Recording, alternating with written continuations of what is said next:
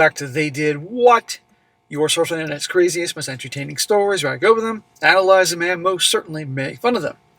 Today I go over a story titled, My Lessons After Divorcing My Cheating Wife. And a shout out to Mr. Arkansas for sending this in.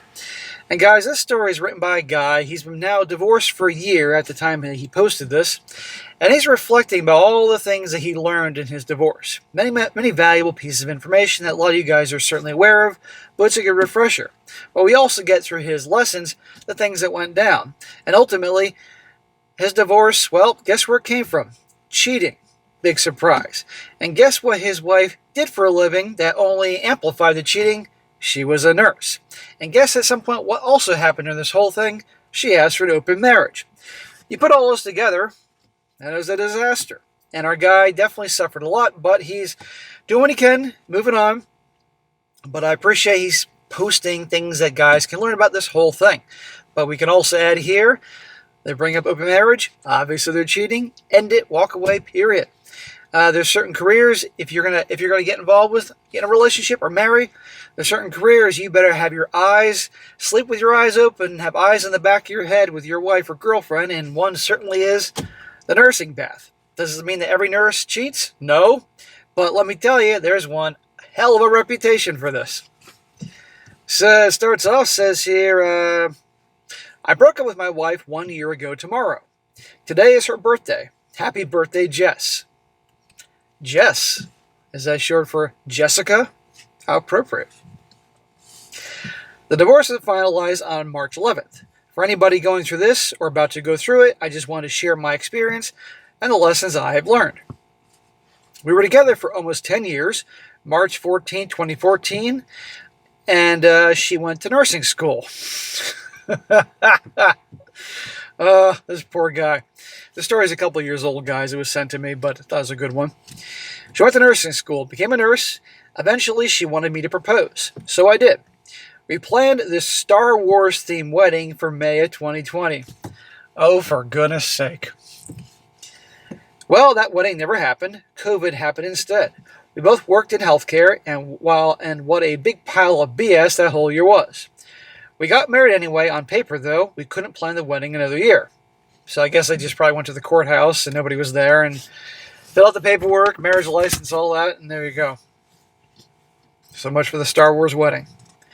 Well, less than a month married, she admitted to me that she was cheating on me with a physician's assistant that she worked with. Why couldn't she admitted that prior? Oh, I don't know, because she wanted to get married and say she was married, and then all sorts of reasons here. Right there, if it was less than a year, annulment. But now, divorce. There were red flags that I ignored or at least chose to trust her on.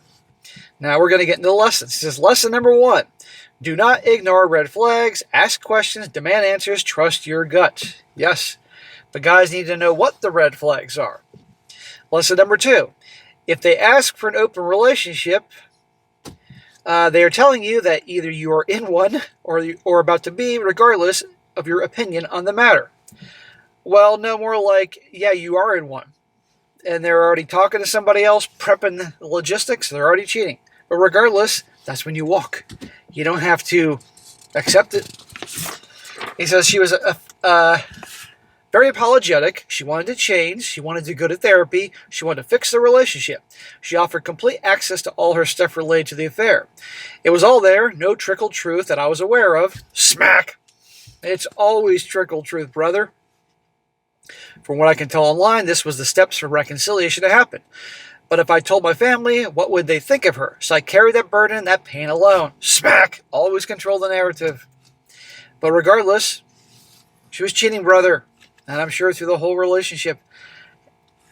This backs up the stereotype about nurses. You should have ended with her right then. But he carried on for a while. Lesson number 3. Do not protect your cheating spouse. Make sure you have people that can support you. It isn't your job to jump on their dropped grenade. We went to therapy, and what an effing waste of time that was. How much responsibility was I willing to take for her cheating? That is what I was asked to do. He's supposed to take responsibility for her cheating. Let me guess, the therapist was a woman. Did she have blue hair? Effing 0. I settled on 40%, which was bullshit, and I just said to move on. I should never bent over for that BS. I think I was so desperate to make it work again and so demoralized that I just turned into a doormat. Never again. Well, I'm glad you're saying never again, and I'm glad you're divorced, but you'll be tested, man. To try to make it his fault. You're the reason I cheated. She's been a cheater all along, apparently, or it seems like it. Lesson number 4. Marriage counseling after cheating is a joke, and don't let anybody make you take responsibility for another's actions. Yes. Things started to go back to normal. The trust slowly started to come back after 2 years. I should have gone to therapy. I think he means individual counseling. I had it in my head that I didn't need it. I didn't do anything wrong. There was nothing wrong with me.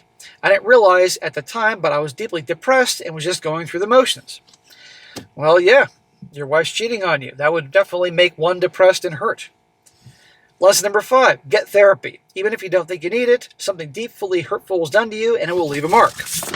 Around year 3, we decided to stop marriage therapy as the therapist retired. At that point, at the therapist's encouragement, we had started to mix finances to be closer together. The therapist encouraged him to mix finances? Are you nuts? Yeah, gee, this therapist is biased. And he went there for 3 years to this chick? Smack! God's sakes.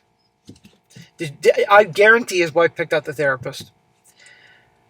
Lesson number 6, don't mix finances. I've been telling you this, guys, forever. One joint account is probably okay, but keep your paychecks going into your own account. Get a prenup, even if you're poor. It's going to make the divorce at least a bit easier. Definitely don't mix finances after they cheated. I'm going to take a time out here and say, guys, if you haven't heard me say this before, if you're married, you can have 3 accounts at the bank. Preferably maybe you're in a different bank. She has her account where her paychecks or business profits, if she has a business, goes into. Let's just say her name is Jessica. That goes into Jessica's bank account. Your name is Bill, and all your paychecks or business profit goes into Bill's account. And you can have one joint account with both your names on it that you both can contribute to pay the mutual bills, like the mortgage, the rent, the electric bill, whatever. That's it. You have your brokerage accounts for investments or 401ks or retirements. She has hers. That's it. Have credit card, your name on your credit card, not her on your credit card. Otherwise, bullshit can happen. And you're about to see.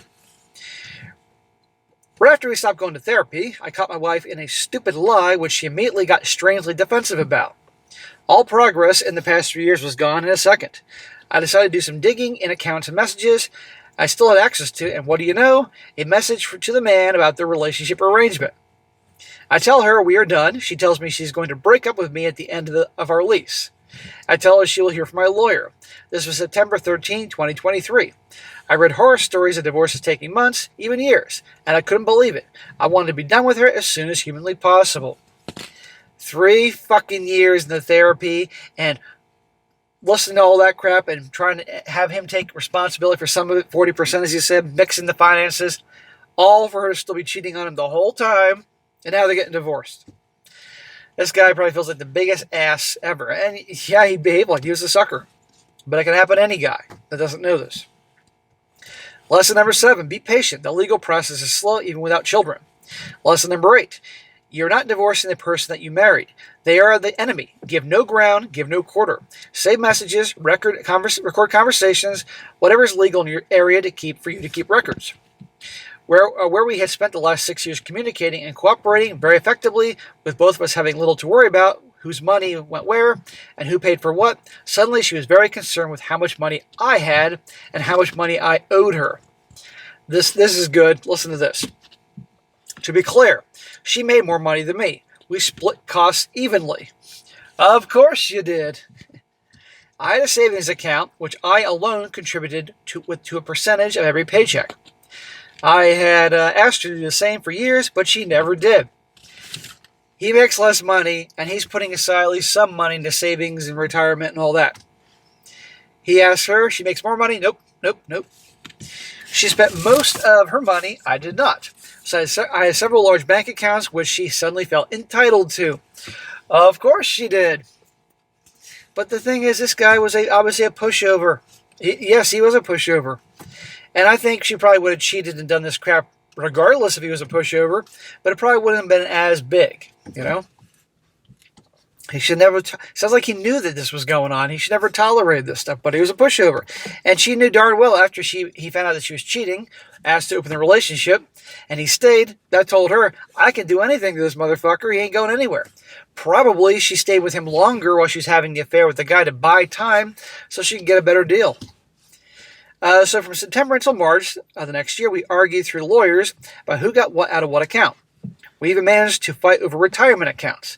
We both worked full-time. We both had our own 401ks. It shouldn't even been on the table. By the time it was done, there wasn't much money left in the checking accounts.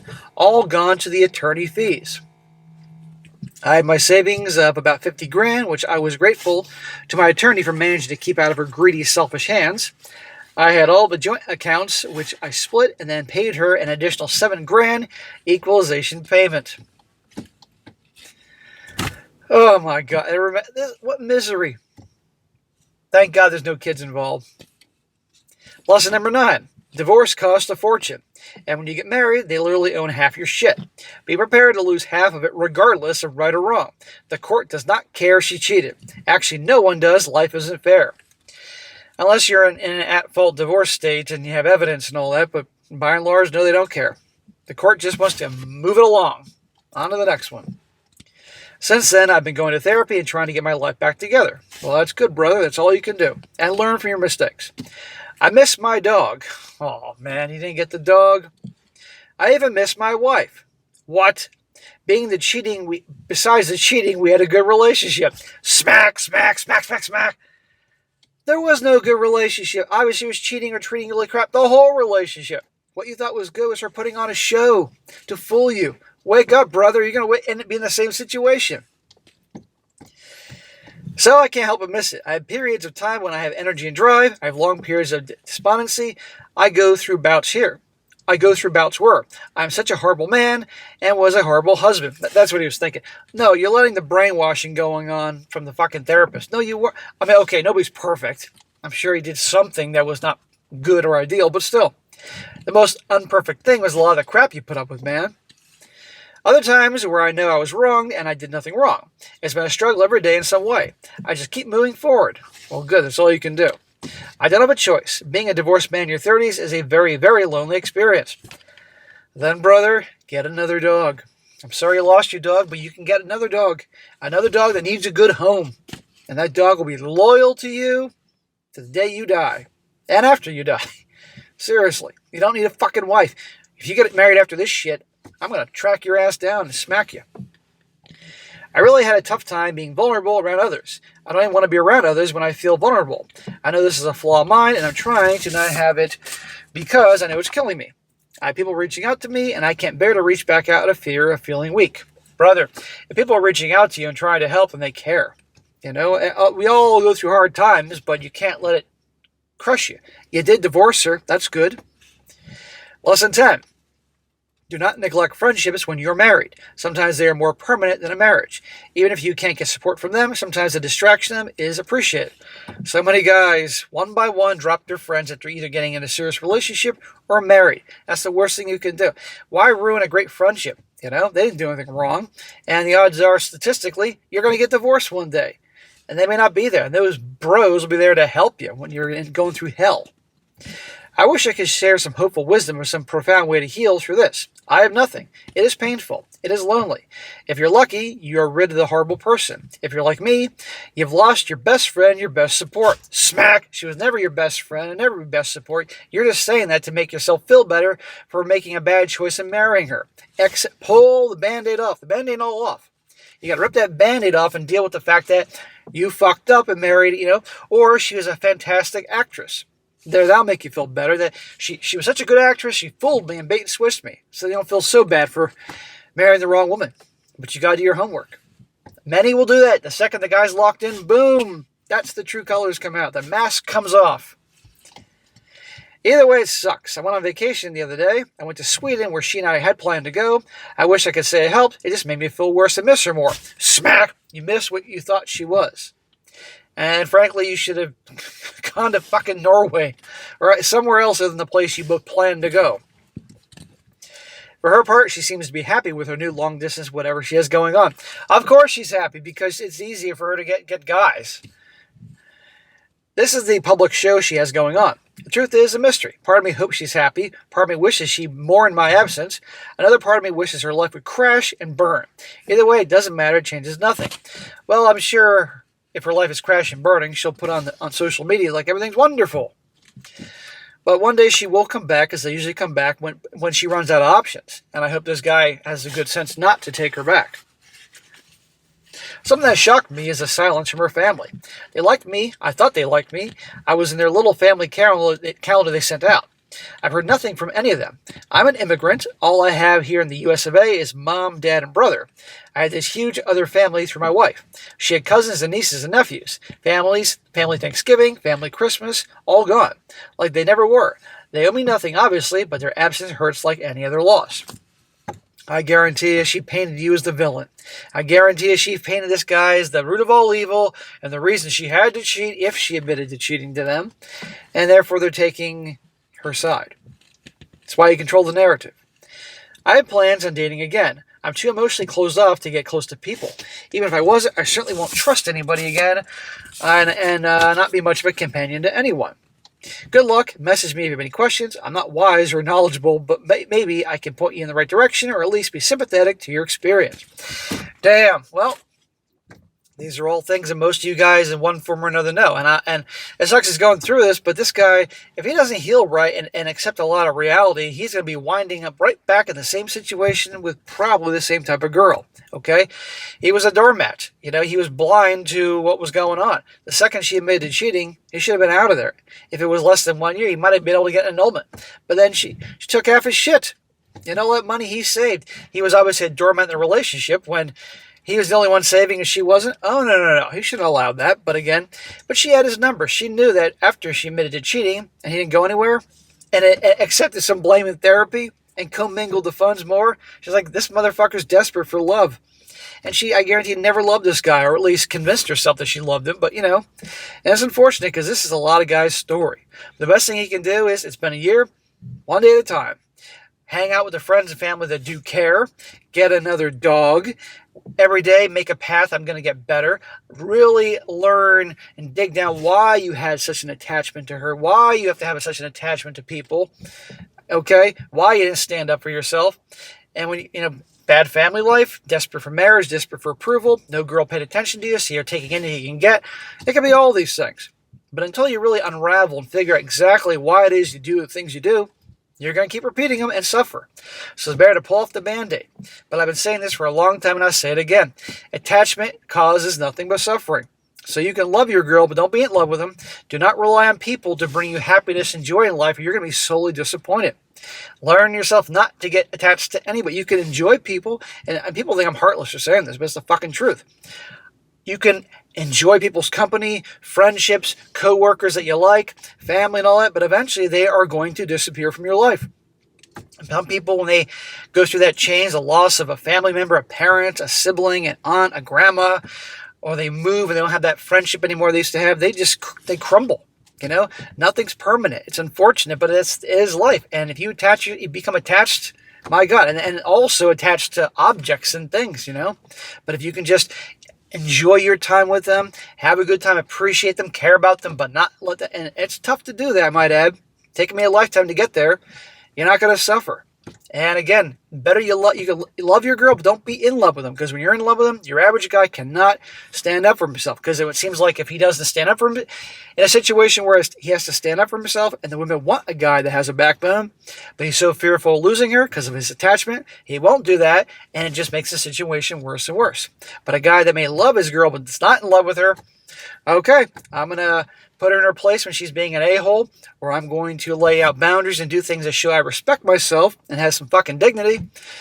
But if you're in love with her and fearful of losing her, fearful of loss, because of that attachment, you're not going to do that, and you end up like this. Now, every guy's different, every situation is different, but usually it's the core similar things. So, good luck to this guy. But anyhow, the main emphasis of this video is giving examples of things, lessons he's learned, what not to do. And it's a good reinforcement. And oh yeah, by the way, marrying a nurse, open relationship, right there. All right, guys, that's it for today. Be sure to comment down below. Let me know what you think about this. If you like the video, share with your friends, and subscribe. I'll catch you next time.